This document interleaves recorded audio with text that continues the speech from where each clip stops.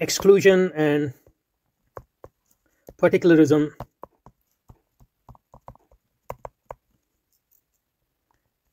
makes inroads into liberalism,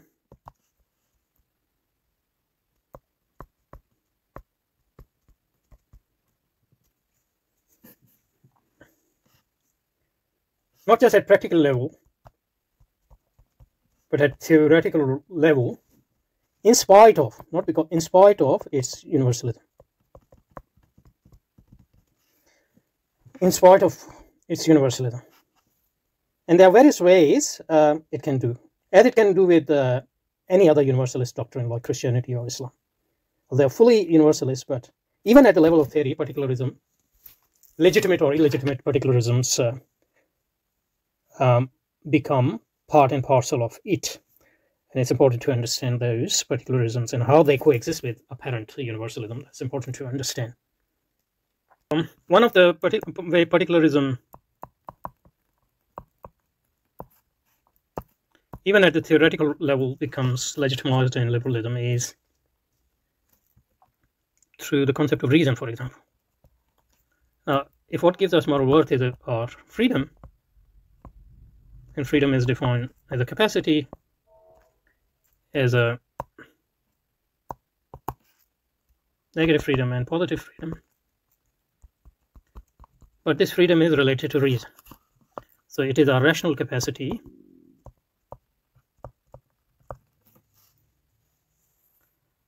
which actually operationalizes our freedom. And although all human beings are potentially equally have this capacity to reason, different human beings, due to education and other factors, develop their reasons at different levels. So you had more education, you develop your rational capacities more, and even though morally we are equal, in actuality, even at the theoretical level, you have a hierarchy within even a liberal society among those who are rationally superior and those who are rationally less capable and all that. And this is operationalized and structured through the concept of merit. So you develop a hierarchy according to this meritocracy. And even though your supposed moral worth is the same, actual moral worth is imputed to those who are rationally more capable, because that rationality is the one which actually defines your moral worth in the first place. So that's why even at the theoretical level, and this particularism is compatible with universalism, because in theory everybody can develop their rational capacities and jump up in the ladder.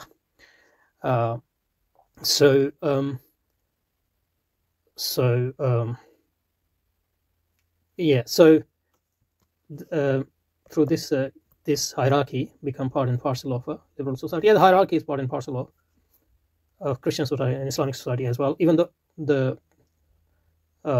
in Christianity and Islam, the rationale is different, and the element through which that is run is different. And in a similar way,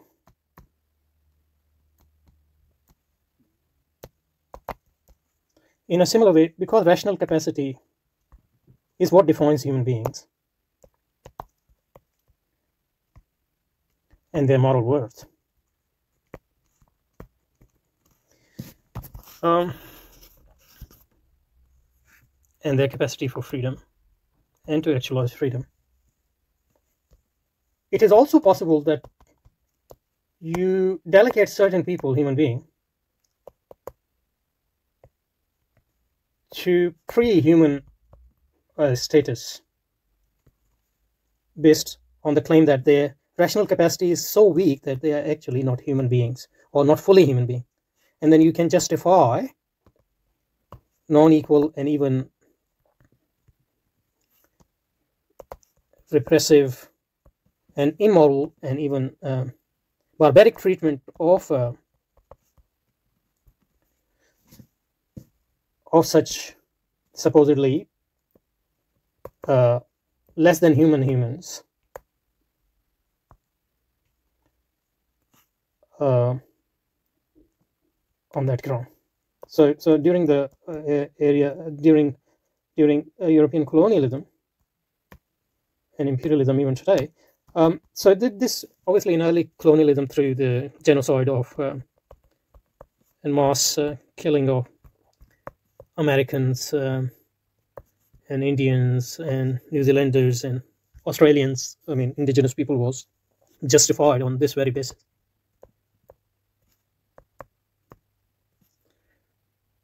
And even today, for example, massacres of Iraqis and Afghans and others is sometimes justified on the same basis, that they are not fully human, or they are humans in wolf's skin or something like that, as George Washington is supposed to have said about Native Indians. So, for example, in 1783, George Washington compared Indians to wolves, Native Indians to wolves,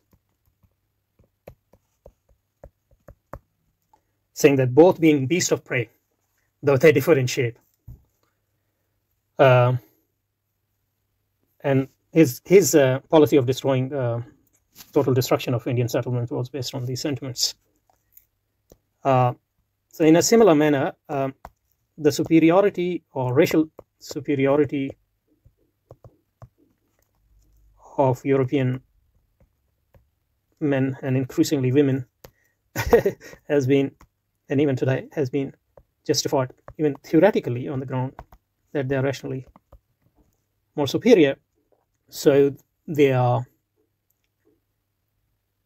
more human in that sense. So in that way they are superior to other less humans or non-humans, for example. And this ground still exists, although it's hard to say these things today that happen openly, although there's no doubt that there's some sort of rationale there. So then you're not actually denying the unity of human beings, but you're saying that this is the human species, and some humans actually are the lower ladder of that species, and some are almost outside it. But there's always chance for at least some of them to climb back. That's the doctrine of merit, in a sense.